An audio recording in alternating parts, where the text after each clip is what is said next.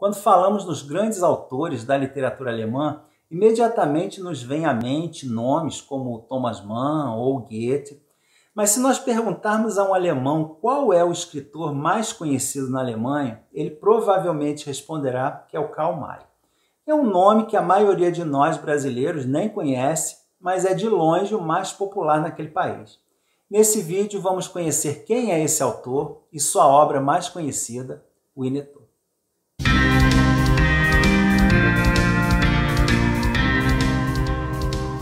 Olá pessoal, tudo bem? Sejam bem-vindos ao Livros e E-Books, eu sou o Carlos e hoje eu venho trazer para vocês mais um autor e uma obra considerados clássicos, mas nunca ou raramente comentados aqui nos canais literários.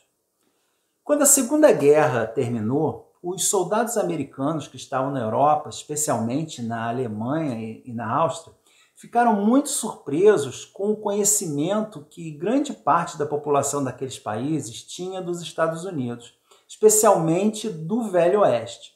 Numa época em que a comunicação mundial não era tão eficiente como hoje, e ainda não havia a disseminação cultural desse tema do Velho Oeste, que aconteceu principalmente por intermédio do cinema, mas só mais tarde. Mesmo assim, os soldados eram questionados a respeito de costumes dos colonos, sobre as tribos indígenas, detalhes da colonização do Oeste que nem mesmo eles tinham conhecimento muitas vezes. E todo esse conhecimento vinha da leitura da obra de um escritor que de americano não tinha nada, o alemão Karl May. E se existem escritores com uma vida tão mirabolante quanto uma obra de ficção, esse, sem dúvida, é um deles. O Karl May nasceu em 1842, numa família muito pobre, com numerosos filhos, mas só ele chegou à vida adulta. E a sua mãe gostava muito de lhe contar histórias, e como ele era um menino de muita imaginação, ele modificava os relatos da mãe e não demorou para que começasse a inventar as suas próprias histórias. E através de um amigo do pai, ele também estudou música e aprendeu a tocar vários instrumentos e chegou a compor algumas obras. Porém, ainda criança, teve que começar a trabalhar para ajudar a família e esse trabalho nem sempre foi de modo muito honesto. Ele foi acusado diversas vezes de pequenos furtos. Mais tarde, inclusive, acabou sendo preso por estar envolvido em diversas atividades ilegais, incluindo aí estelionato, falsidade ideológica e roubo. Ele passou 8 anos na prisão e nesse tempo leu toda a biblioteca da penitenciária, especialmente as obras do Jules Verne e muitos livros de viagem. E durante esse período descobriu a sua vocação de escritor e passou a anotar tudo o que ele achava interessante para um possível uso posterior. Quando ele foi posto em liberdade, começou a escrever compulsivamente e a publicar pequenos contos de aventura em revistas.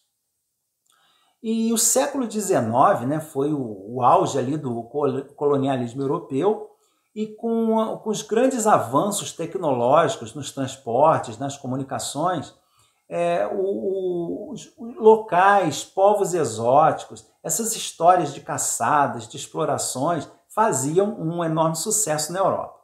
E o Karl viu nesse nicho uma grande oportunidade de se tornar conhecido. E com as suas histórias passadas em países distantes e exóticos, contadas em primeira pessoa, davam a entender que ele realmente viveu as aventuras apresentadas. E ele logo se tornou conhecido, começou a receber cartas entusiasmadas de fãs que indagavam detalhes sobre os locais em que ele supostamente vivera as suas aventuras. Ele foi confrontado pela imprensa, mas declarou que era fiel à verdade e que só escrevia aquilo que viveu ou presenciou. E não se sabe exatamente se era proposital ou se o autor sofria de mitomania, que é a compulsão pela mentira.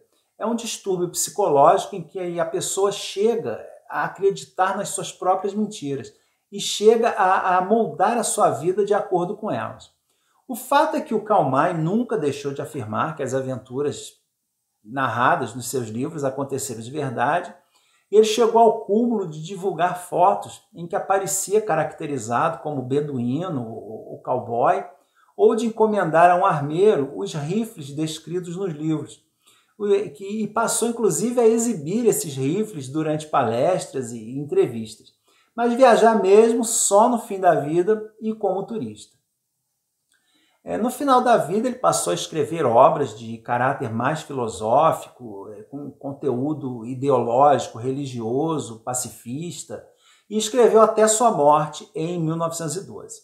E sendo ou não um mentiroso compulsivo, nem com essa campanha movida pela imprensa para desmascará-lo, o sucesso do Cal foi abalado e ele se manteve como autor de extremo sucesso até os dias de hoje, tendo escrito cerca de 75 livros e vendido mais de 200 milhões de exemplares.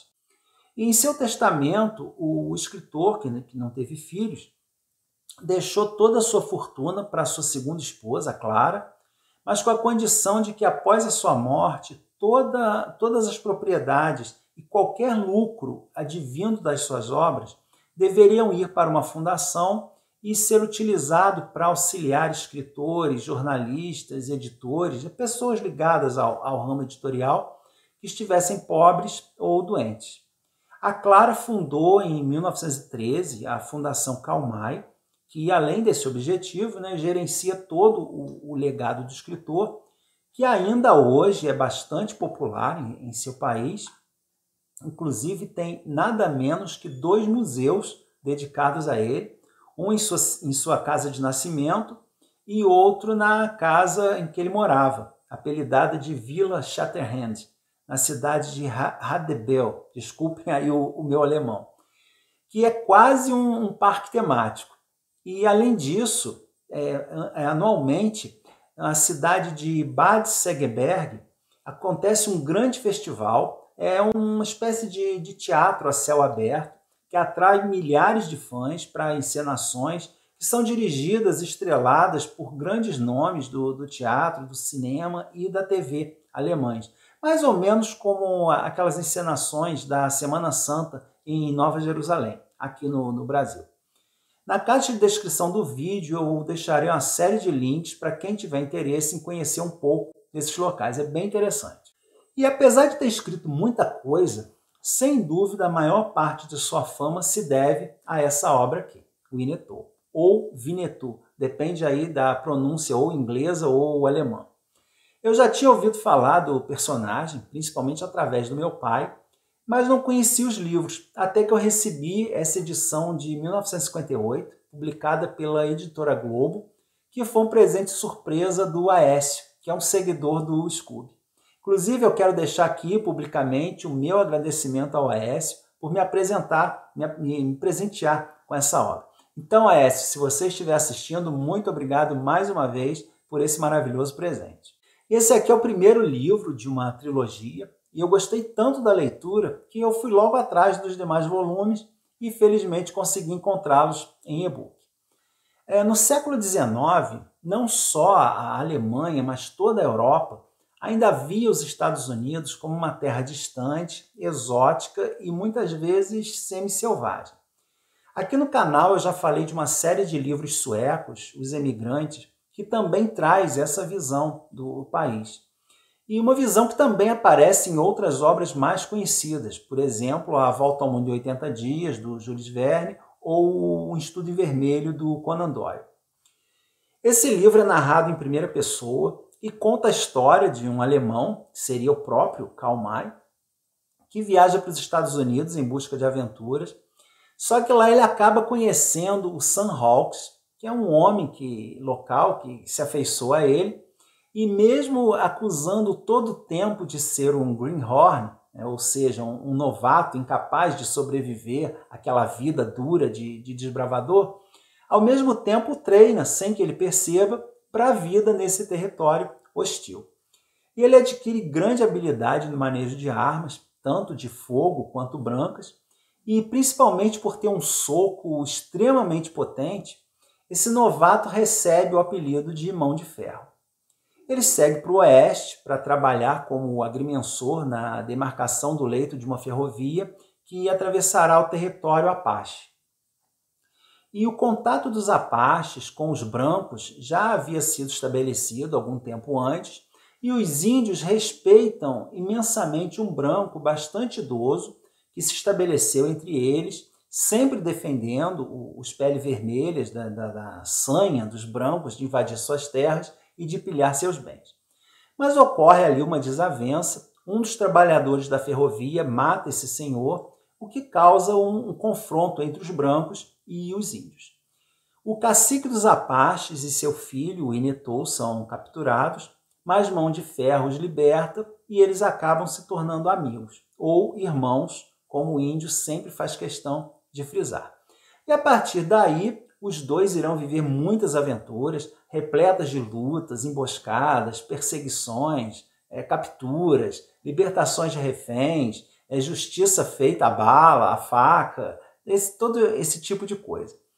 E em uma dessas ocasiões, o cacique é assassinado, o Inetou se torna o novo líder do seu povo e ele e o Mão de Ferro seguem na captura do assassino, o Branco Santer, que sempre que está prestes a ser capturado consegue escapar porque conta com a ajuda de uma tribo rival dos Apaches. E no final os caminhos dos dois se separam e cada um segue a sua trajetória. O segundo volume dá continuidade à história iniciada no primeiro e começa com o Mão de Ferro sofrendo um naufrágio em Cuba e depois, sem dinheiro, vaga por Nova York e acaba se tornando uma espécie de detetive. Ele é contratado por um banqueiro para descobrir o paradeiro de seu filho, que sofre de uma doença mental e que está viajando pelo oeste com um advogado pilantra. O Mão de Ferro parte em busca do rapaz, se envolve aí numa ação da Ku Klux Klan e vai parar até no México. E nesse trajeto ele acaba conhecendo um outro companheiro, o Mão de Fogo, e também reencontra o Inetou. E os três irão viver aí várias aventuras. Ao contrário do primeiro volume, que era uma história só, esse aqui é mais episódico, porque o Mai pegou várias histórias avulsas já publicadas anteriormente e as amarrou com essa trama da busca pelo filho do banqueiro. Mas essa conexão meio forçada nem sempre foi muito bem feita. Em alguns momentos fica óbvia demais. Isso prejudica um pouco a unidade do livro. E essa falta de coesão também se aplica até certo ponto ao terceiro volume. Mas na reta final, depois de um fato bem marcante, que eu não posso revelar qual é, porque seria um enorme spoiler, o livro retoma aquela caçada ao Santer, iniciada lá no primeiro livro, o assassino do pai do Inetou, que ainda não havia sido resolvida, e assim conclui de forma bastante redonda toda a trilogia.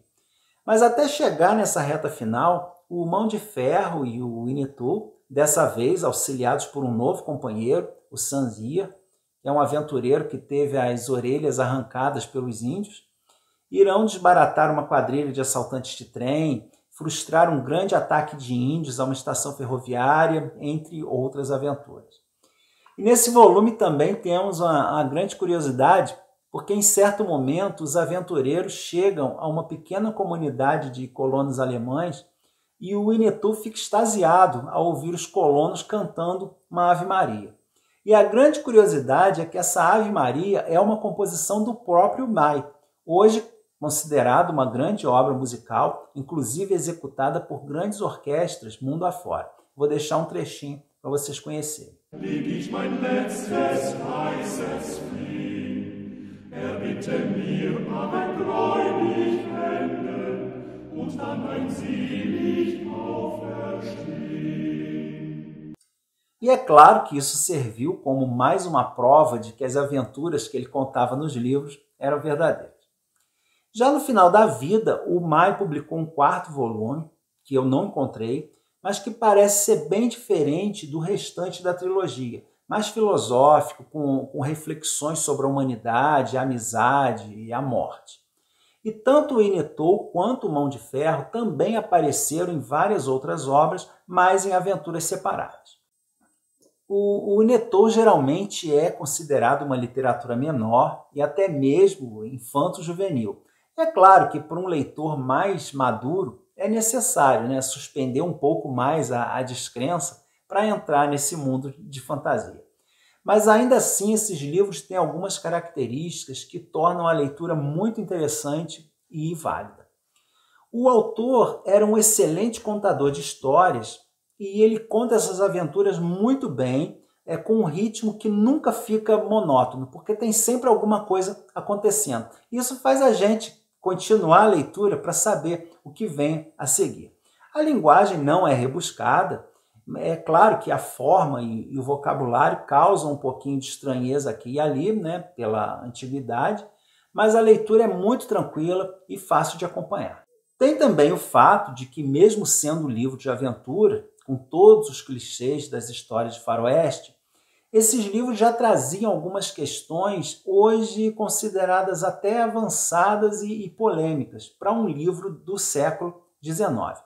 Porque ele já traz temas como o extermínio de animais, colonialismo, respeito às diferenças culturais entre os povos, além de tocar mesmo superficialmente em temas históricos, como a Guerra Civil Americana, a apropriação de grande parte do território mexicano pelos Estados Unidos, o surgimento da Ku Klux Klan e a forma que os nativos norte-americanos foram tratados e que quase levou ao seu extermínio.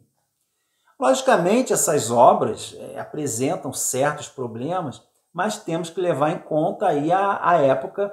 Então elas trazem uma versão mais romantizada, né, desse tema dos nativos norte-americanos e a sua interação com os colonizadores.